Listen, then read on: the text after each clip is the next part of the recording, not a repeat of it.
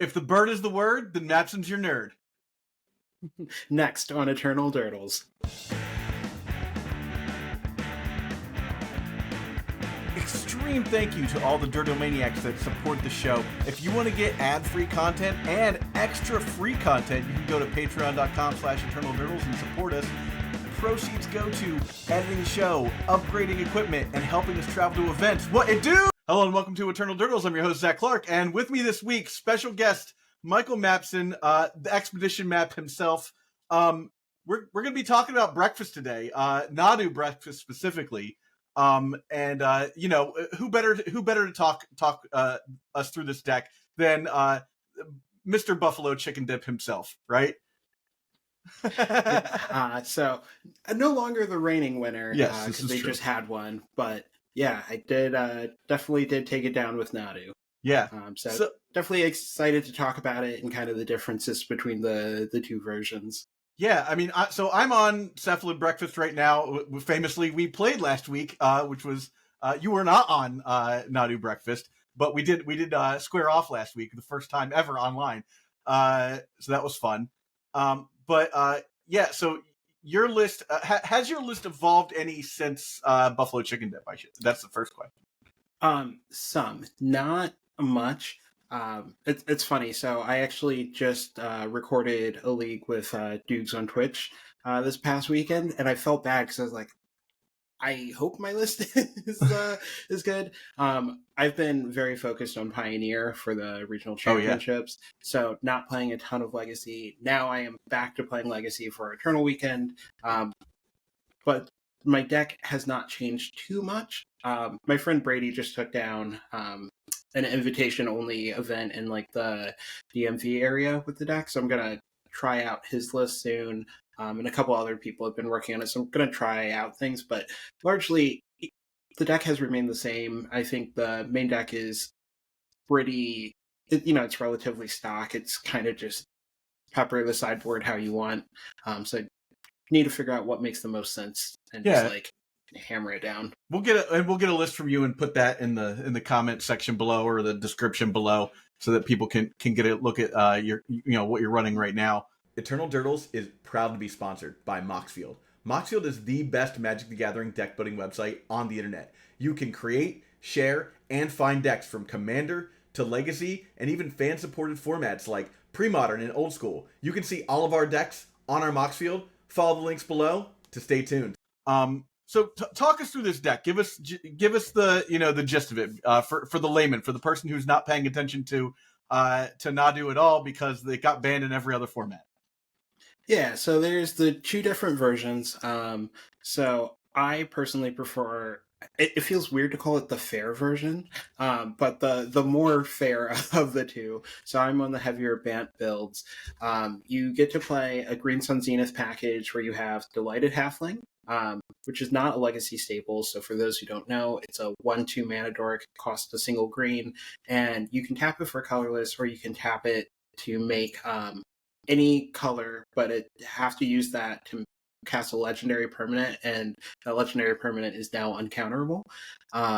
So you play Green Sun Zenith package with Delighted Halflings, usually one other mana dork. I'm on Birds of Paradise right now. Nadus, Burrow, Sylvan Safekeeper. I have a copy of Bristly Bill, for those who don't know. 1 and a green 2/2, and Landfall. Put a +1/+1 counter on something, and you can pay 5 to double the number of +1/+1 counters on all your things. That card is very important as just another way to trigger Nadu that you can tutor for. And then you play the typical Brainstorm, Ponder, Swords of Plowshares, Force of Will, bunch of lands, you got yourself a deck. And Nomads and Core, which is obviously shared between the two versions. And you get to play kind of this mid-range-ish, control-ish deck where you also just get to put these two cards in play, trigger Nadu a bunch of times, put a bunch of permanents in play, and just kind of generate a win from there. I personally do not have a full combo in my list right now where all I'm doing is accruing value, but like also when your accruing value is I always have 7 cards or more in my hand, and I am up 10 lands on you, that's usually enough to win the game. Yeah, I've noticed playing Cephalid Breakfast that sometimes if you can't, like, quote unquote go off and you just have Nadu in play, people will just be like, I'm done. I can't deal with you having 10 lands and 10 cards. Yeah. Do you wanna like do you want me to go over the differences between the two versions, or do you want to kind of talk about what the way cephalids work? Yeah, let's talk about the difference between Cephalid Breakfast and Nadu Breakfast. Okay, so I'm sure people are largely familiar with cephalids because that deck has been around a long time. I know I've played a lot of it myself. But you get to combo it with Cephalid Illusionist and still Nomads on core, so you get to mill your deck over and flip some Narcomoebas and Dread Return Thassa's Oracle.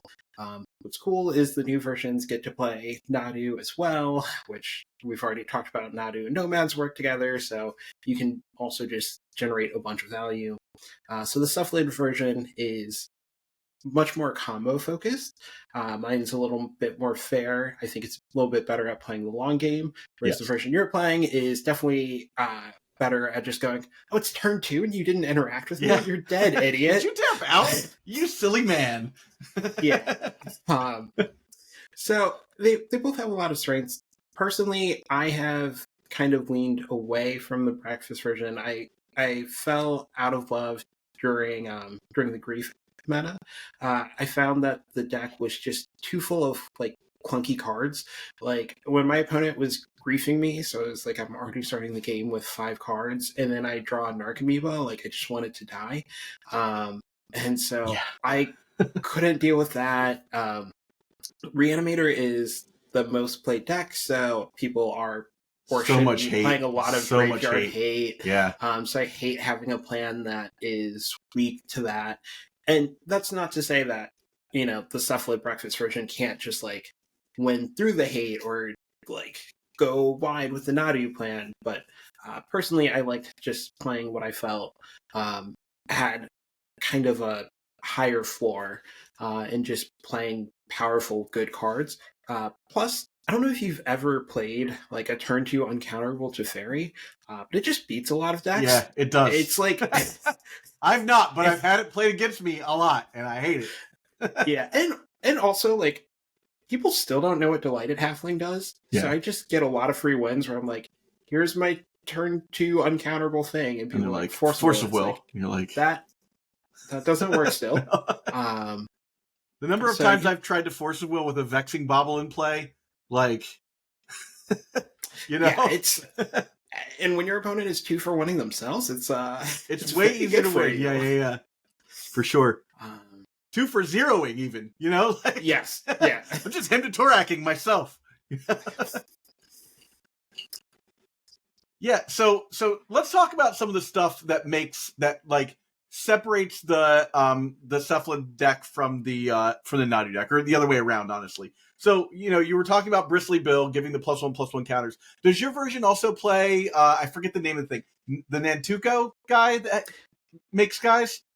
So the list that I won Buffalo Chicken Dip with did play Nantuko, and currently I'm not on it. I would not be shocked if I went back to it.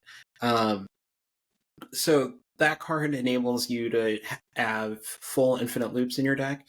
So I'm not going to go into the details of how it works, but you get to make infinite guys, you get to besage all your opponent's lands, and you get to bounce all their permanents with Teferis, and then you can still just end the turn with like 4 Force of Wills in your hand in case they're somehow able to cast anything you remotely care about, which, you know, it is impossible for people to win through that. Oh, you also get to make infinite power. Yeah, that's always good. Like, on top of your infinite tokens, all of your infinite creatures are infinite infinites. Okay. So, you know, a little overkill. It seems like the deck just needs a concordant crossroads, you know, like... Yeah. But, so I then... so I was on that for a while. Actually, Jarvis Yu, who I'm sure a lot of people know, has been a big proponent of cutting the Spring Heart and just being like, hey, you know, if you just end the turn with a couple forces in hand and a bunch of things in play, like, that's good enough. So I've been trying that out, and it has largely been enough. I think I have lost a game or two where it was like, okay, if I had Nantuko here, like I don't think it's possible for me to lose. But I don't think it comes up very often, and I'm not sure if like those corner cases are like I'm not sure what's worse, like the being losing those very rare corner cases or just having like not the world's best card in your deck. But that being said, it's also just like not that bad of a card. So I'm kind of like, if people want to play it or don't want to play it, like I'm not sure which is better. Either way, I don't think it is. I don't think you're that wrong. Yeah. So let's talk a little bit about how decks generally fight against this deck. Yeah, so that is one of the things I really like about it. They don't. Yeah. I just, so far I have not found that anybody has like come up with a plan against me where I'm like, yeah, that's really good. Other than Eldrazi, their plan of just murder you and don't care what you're doing has proven to be effective against me and everyone else. But outside of Eldrazi, I feel pretty good about most things. I think that is the only deck I have a -1% against, and that's pretty telling. Yeah. So let's talk about specifically like how you deal with the top decks like Reanimator. Obviously, with Stompy, if they're a Blood Moon deck, you have a lot of resiliency against that already just by having a ton of mana dorks. Yeah, so top deck in the format would be Reanimator, like you said. I think the matchup is close. It's interesting. I would have said that Nadu is slightly favored. The results from Eternal Weekend in Asia suggest otherwise. So not sure who's right. It's one of those things where like it's really hard to know what's true in Magic, right? Like, and even when you play a bunch of games, even if I play 100 games, I still don't know the truth, and I don't know how much of that is being biased by like maybe I'm just better than my opponents. Yeah, and like I don't mean that in an egotistical way, but like it skews the data. You don't know, and the sample sizes for Legacy are just so much smaller than every other format. Yeah, so. But even if it's close, like that's a point worth noting, Yes, and yeah, and so I've talked to people who think it is more favored for Nadu than I think it is. Like I said, I think it's close. Data says it's bad, so I'm going to stick with it is close regardless. So Keen-Eyed Curator does a lot to help that matchup, like the new Scavenging Ooze card. Oh yeah. Some people are playing it main, some people are playing it sideboard. I am on 2 Endurances right now. That card is obviously huge on that matchup. Plus, Endurance is really good in your deck anyways because it lets you kind of go through your deck a second time to just really make sure you're able to get all the value that you need. So that has been what I've been going with. A lot of people have Fairy Macabres in their sideboard. I've seen up to 4, and that card is very effective, while also being useful against the traditional Cephalid Breakfast deck, which I forgot to mention. I do think that in that matchup, that head-to-head, your deck is definitely favored. I've played a few of matchups now of these two decks, and yeah, I felt pretty like I just felt like the faster combo deck. Like when you're both trying to do the same kind of thing, if you can be the deck that does it faster, you generally are favored, and you have the interaction to deal with their hate. Like my stance was always like, yeah, you can do your uncounterable thing, but like if I'm doing my counterable thing and you don't have that many counterspells, and I have my own counterspells, there's going to be a good chance that I just like. I can fade one counterspell against you and just do my thing. Yeah, absolutely. So other decks to think about here. You've got you've got Stompy, obviously. You've got the deck that I'm trying to think of off the top of my head is how about like Tempo, like Fair Frog Tempo? I feel favored. And those matchups also have the plus side of just being, in my opinion, incredibly fun to play. So even if you lose, you at least hopefully had a good time. Yeah. Now here's the one that I think is one of the tougher ones for me. My win percentage is probably like 25%, and that's that's a very small sample size. But Doomsday. Oh, I actually feel very good in that matchup. So I am a big proponent of consign to memories in the sideboard. And a lot of that has to do with Eldrazi being a rough matchup. But it's also like that card is good against Eldrazi, it's good against Painter, but it's also good against Doomsday. And other spots like Mystic Forge and stuff as well. But so consigns do a lot. The force and negations in the sideboard help. In addition, obviously, the forces in the main. Having endurance helps. Yeah. And it's funny because I've played a lot of Green White Depths, and it's like, well, you had endurance there and you always lost. But I have endurance and force of will. Yeah, it helps. It helps. That is a strong combination. And I have endurance with the Teferi in play, so they can't interact with me. I find what happens is in games that go long, we just always win. Because if the game goes long, and this is for like any matchup, we're gonna put Nadu and Nomads in play at some point, and then like I think I've lost like 2 games after that's happened, which again is like I said, those corner cases come up. So like generally when you're gonna put those in play and you're gonna have answers for the Doomsday, so they kind of have to go fast. But if they go too fast, like you probably kept a hand with a force will, like you can interact with them if they have to go off fast.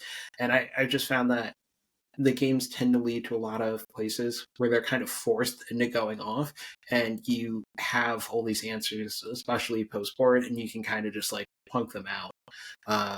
Definitely had like my favorite play that I've gotten to do against them a number of times now is they go for it and I just like sit there and look dejected while I have a Teferi out. I'm like, if only I had a force of will. And then they play Fastest Oracle uncounterable and they're like, got it. I'm just like, instant speed Green Sun for endurance, and no.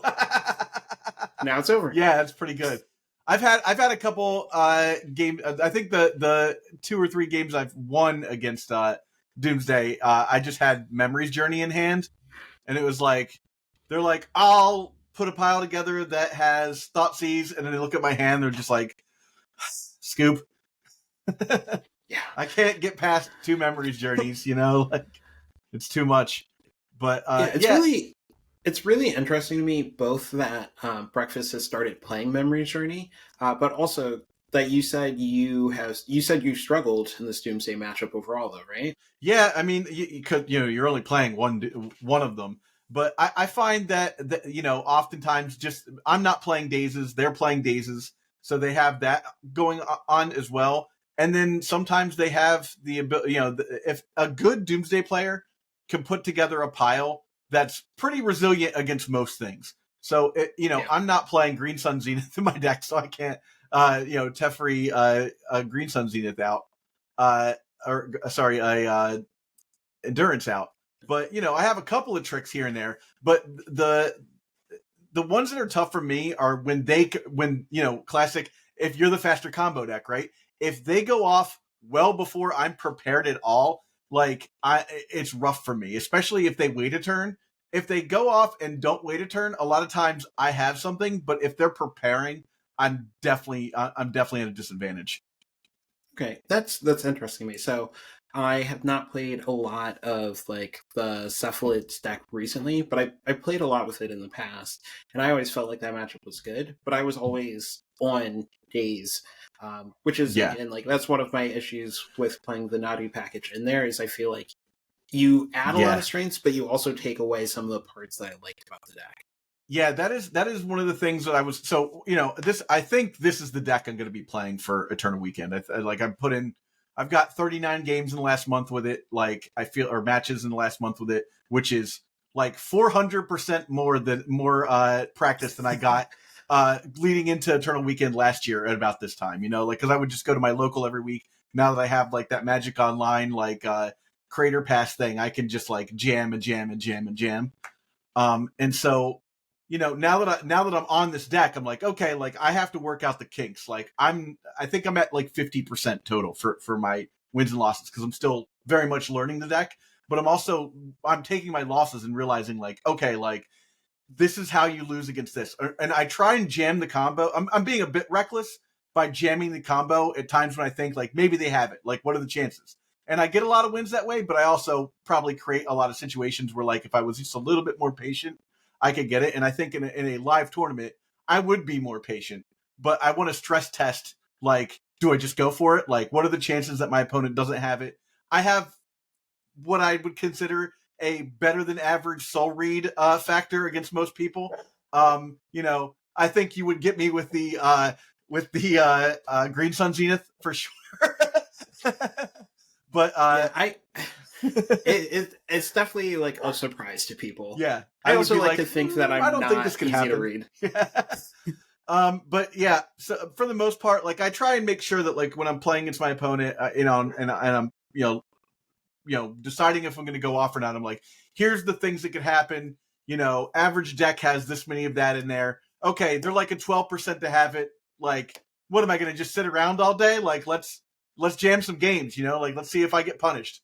And when I do get punished, at least I'm aware of what's going to happen, which again, 400 more percent than where I was this time last year. I played against decks I had never, and I was playing Infect. So it's like, talk about the worst case scenario, not being aware of the answers, not being aware of what decks I'm playing against and stuff, like when I'm sitting down at a table, because Legacy had changed so much over the course of like 2 months with Lord of the Rings coming out. So I was like, okay, like, I guess this is where I'm just going to learn the day before, just jamming what I could in side events. And I think that, I did a great disservice to myself by doing that.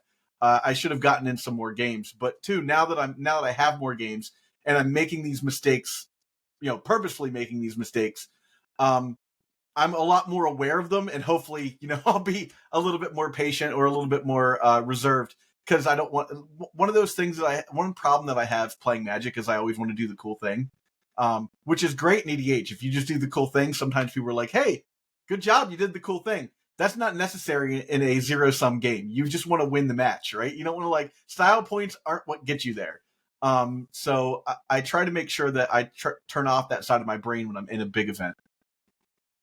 I gotta say, if anybody pays attention to the decks that I play, I'm maybe not the person to talk to about not wanting to do the cool thing. Here's a 2020. Pretty neat, right? As the Merit Lage Primeval Titan enjoyer, been playing Lumbering Megasloth. I'm definitely a cool stuff fan.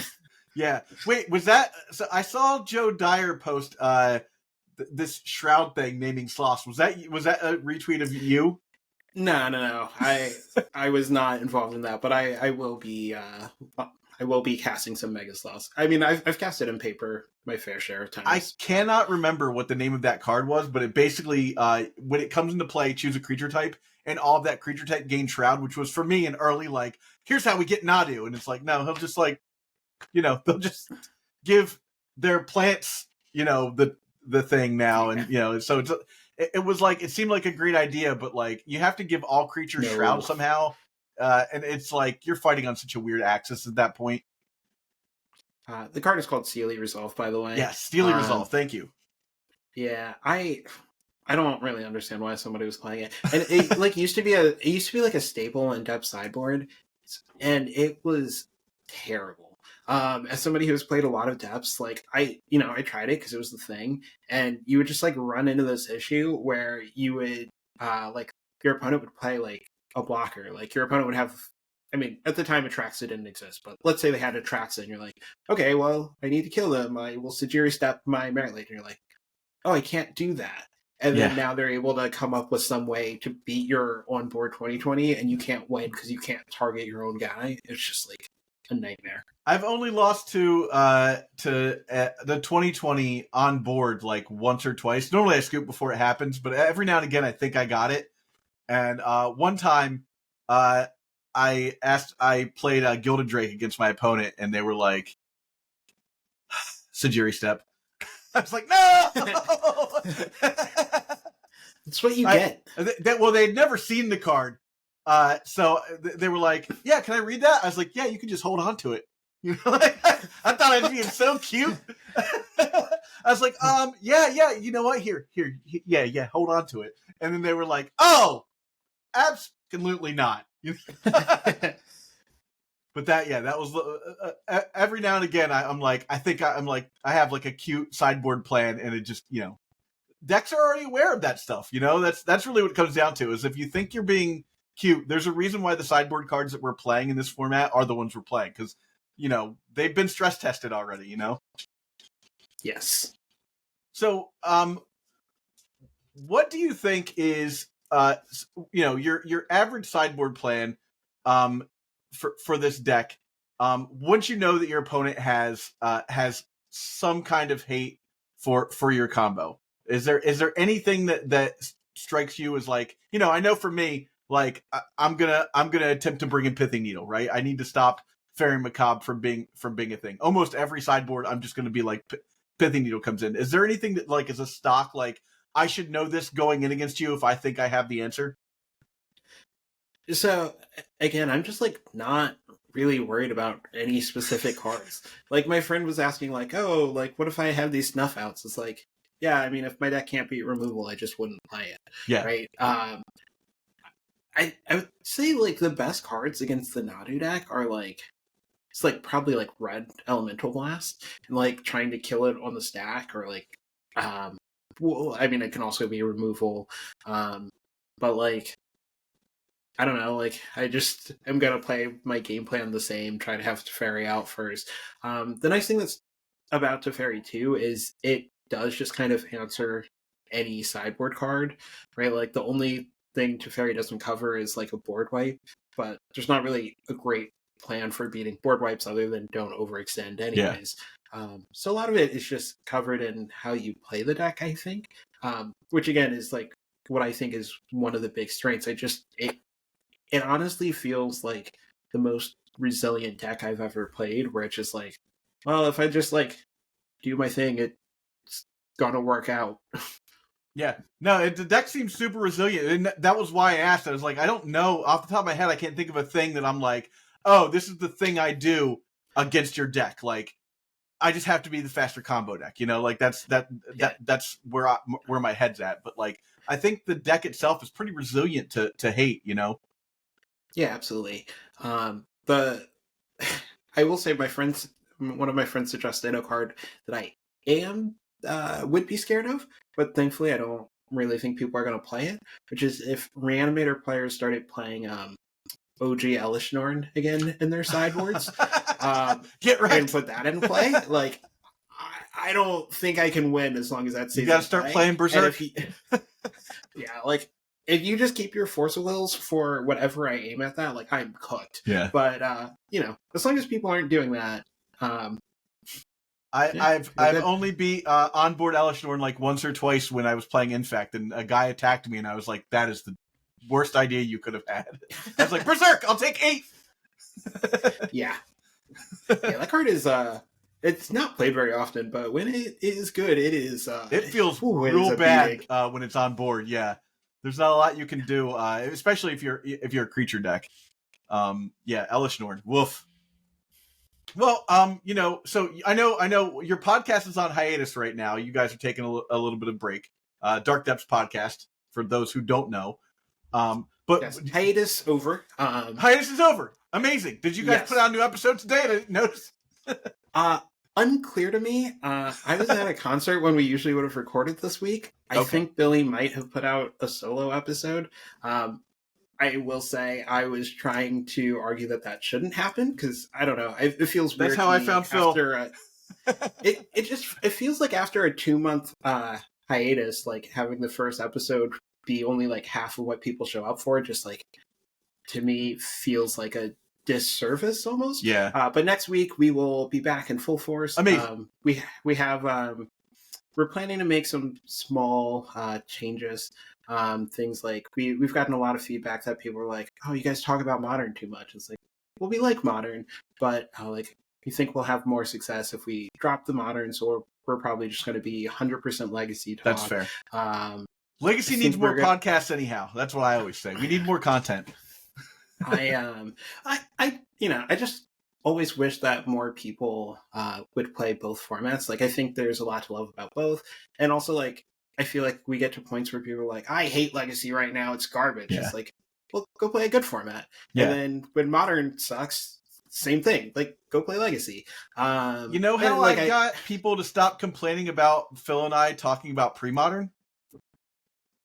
And I'm not Get saying them to you play should it? do this, but I started putting out 2 episodes a week. And I'm like, hey, the other episode was definitely about Legacy. You can go watch that one. See, we're actually doing the opposite. I think Slowed it down, our schedules have been so busy, we are going to switch to every other week. Though we are also then going to try to find some time to make some extra content for patrons. Yeah. Because get some Patreon rewards up.